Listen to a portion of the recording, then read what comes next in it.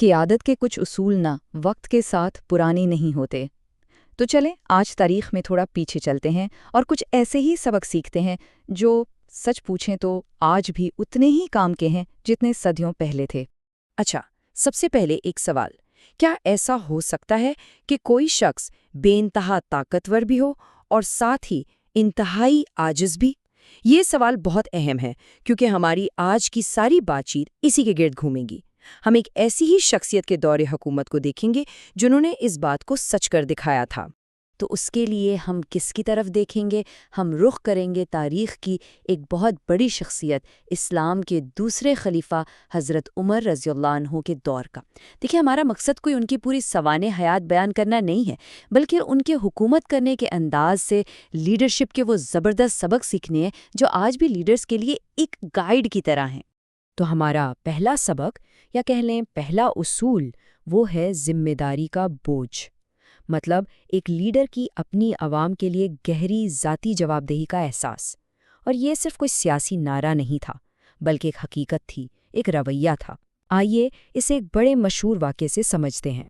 ذرا تصور کریں، آدھی رات کا وقت ہے، ریاست کا سب سے بڑا حکمران خود اپنی عوام کا حال جاننے کے لیے گلیوں میں پھر رہا ہے، اور پھر اسے ایک جھوپڑی سے بچوں کے رونے کی، سسکنے کی آواز آتی ہے۔ وہ فوراً رک جاتا ہے، یہ جاننے کے لیے کہ آخر ماجرا کیا ہے۔ وہ دیکھتے ہیں کہ اندر ایک ماں ہے جو اپنے بھوکے بچوں کو بہلانے کے لیے خالی دیگچی میں چمچ ہلا رہی ہے۔ سوچیں ذرا، کیونکہ گھر میں کھانے کے لیے ایک دانہ تک نہیں تھا۔ یہ منظر دیکھ کر خلیفہ کا دل دہل جاتا ہے۔ وہ فوراً واپس پلٹتے ہیں، لیکن کسی نوکر کو حکم نہیں دیتے، نہیں، بلکہ خود سیدھا بیت المال یعنی سرکاری خزانے کی طرف جاتے ہیں۔ وہاں سے وہ آٹے اور ضرورت کی دوسری چیزوں کی ایک بھاری بوری بناتے ہیں۔ ان کا ایک ساتھی آگے بڑھتا ہے، کہتا ہے کہ یہ بوجھ مجھے دے دیں، میں اٹھا لیتا ہوں، لیکن وہ صاف انکار کر دیتے ہیں، اور وہ بھاری بوری خود اپنی پیٹھ پر لاد کر اس خاندان تک پہنچاتے ہیں۔ اور جب ان سے پوچھا گیا کہ آپ نے خود یہ تکلیف کیوں کی، تو ان کا جواب، وہ جواب ان کی سوچ کی گہرائی بتاتا ہے۔ انہوں نے پلٹ کر کہا، کیا تم قیامت کے دن میرا بوجھ اٹھا سکو گے؟ تو یہاں اصل بات کیا ہے؟ یہی کہ ان کے لیے لیڈرشپ صرف حکم چلانا نہیں تھی، بلکہ اپنی عوام کی بھوک، ان کی تکلیف کا بوجھ اپنے کندھوں پر محسوس کرنا تھا۔ ذمہ داری کا یہی گہرا احساس ہمیں حکمرانی کے دوسرے ستون کی طرف لے جاتا ہے، اور شاید یہ سب سے اہم ستون ہے، سب کے لیے ایک قانون، یعنی انصاف بغیر کسی امتیاز کے۔ ایک ایسا سسٹم جہاں قانون کے سامنے نہ کوئی امیر ہے، نہ غریب، نہ حاکم، نہ محکوم، سب برابر۔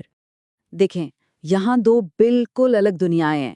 ایک طرف ہے سٹیٹس اور پریولیج کی دنیا، جہاں طاقتور کے لیے قانون موم کی ناک بن جاتا ہے، اور دوسری طرف ہے قانون کی حکمرانی کی دنیا، جہاں انصاف کا ترازو سب کے لیے ایک جیسا ہوتا ہے۔ اب جو اگلا واقعہ ہم دیکھنے والے ہیں نا، وہ بڑی زبردست مثال ہے کہ انصاف ہوتا کیا ہے۔ ہوا کچھ یوں کہ مصر کے گورنر صاحب کے بیٹے نے ایک عام آدمی کو صرف اس بات پر کوڑے مار دیے کہ اس کا گھوڑا ریس میں آگے کیسے نکل گیا۔ بات پہنچی خلیفہ کی عدالت میں۔ اب سوچیں، ایک طرف کون ہے؟ ایک صوبے کے گورنر کا بیٹا، اور دوسری طرف ایک بالکل عام شہری۔ فیصلہ ایسا آیا جس کی کسی کو امید نہیں تھی۔ خلیفہ نے حکم دیا کہ وہی کوڑا اب اس عام شہری کے ہاتھ میں دیا جائے، اور وہ سب کے سامنے گورنر کے بیٹے کو ویسی ہی سزا دے۔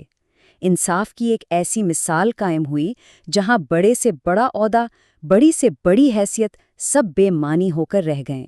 اور پھر انہوں نے گورنر کی طرف رخ کیا اور وہ تاریخی جملہ کہا جو آج انسانی حقوق کا ایک منشور سمجھا جاتا ہے، تم نے لوگوں کو کب سے غلام بنا لیا جبکہ ان کی ماؤں نے تو انہیں آزاد جنا تھا۔ سوچنے کی بات ہے نا، یہ اصول آج کی دنیا کے لیے کتنا بڑا چیلنج ہے، جہاں ہم اکثر دیکھتے ہیں کہ طاقت، عہدہ اور خاندانی نام قانون سے بڑے ہو جاتے ہیں۔ اچھا جی، تو ہمارا تیسرا اور آخری اصول یہ ہے کہ طاقت اپنے ساتھ عاجزی لائے، سادگی لائے۔ یہ سمجھنا کہ عہدہ جتنا بڑا ہو، انسان کو اتنا ہی جھک کر چلنا چاہیے۔ ایک بار کا ذکر ہے، ایک غیر ملکی سفیر اس وقت کی جو سپر پاور تھی نا، اس کے حکمران سے ملنے کے لیے آیا۔ اب اس کے ذہن میں کیا تھا؟ یہی کہ عالی شان محل ہوں گے، شاہی دربار سجا ہوگا، ہر طرف شان و شوکت ہوگی۔ یہی سوچتا ہوا وہ مدینہ پہنچا۔ اس نے وہاں لوگوں سے پوچھا، بھئی تمہارا بادشاہ کہاں ہے؟ لوگوں نے ایک درخت کی طرف اشارہ کر دیا۔ سفیر نے جب وہاں جا کر دیکھا تو جو منظر اس نے دیکھا وہ اس کی سوچ سے بھی پرے تھا۔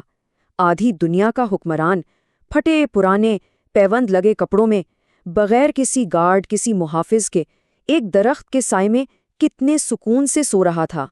یہ منظر دیکھ کر سفیر کے منہ سے بے اختیار نکلا، تم نے انصاف سے حکومت کی اس لیے تم محفوظ ہو، اور محفوظ ہو اسی لیے اتنے سکون سے سو رہے ہو۔ یہ ایک چھوٹا سا واقعہ ہمیں بہت بڑی بات سوچنے پر مجبور کرتا ہے۔ کیا کسی ملک کی اصلی سیکیورٹی مہنگے ہتھیاروں اور فوج سے ہوتی ہے، یا پھر اپنی ہی عوام کے لیے انصاف اور اعتماد سے؟ تو پھر ان تمام تاریخی واقعات سے ہم آج کی لیڈرشپ کے لیے کیا سبق حاصل کر سکتے ہیں؟ یہ اصول صرف کسی ایک زمانے یا کسی ایک مذہب کے لیے نہیں ہیں، نہیں، یہ یونیورسل ہیں، عالمگیر ہیں۔ چلیں ان تمام اسباق کو ایک بار پھر سے دہراتے ہیں۔ پہلا، اکاؤنٹیبلٹی، یعنی جواب دہی ہمیشہ اوپر سے شروع ہوتی ہے، لیڈر سے۔ دوسرا، انصاف کا ترازو سب کے لیے برابر ہوتا ہے، چاہے کوئی کتنے ہی بڑے عہدے پر کیوں نہ ہو۔ تیسرا، عاجزی کمزوری نہیں بلکہ ایک لیڈر کی سب سے بڑی طاقت ہے۔ اور چوتھا اور آخری، کسی ملک کی اصل سیکیورٹی اور تحفظ ہتھیار نہیں بلکہ اس کا انصاف کا نظام ہوتا ہے۔ اور آخر میں ایک سوال جو ہم سب کو خود سے پوچھنا چاہیے، ان تمام اصولوں کو سامنے رکھتے ہوئے کیا ہم یہ کہہ سکتے ہیں کہ آج کے دور میں طاقت کی اصل قیمت، اس کی اصل پہچان بڑے بڑے محل اور پروٹوکول نہیں بلکہ رات کو ایک عام انسان کی طرح بے خوف ہو کر سکون کی نیند سو جانا ہے؟ اس پر سوچیے گا ضرور۔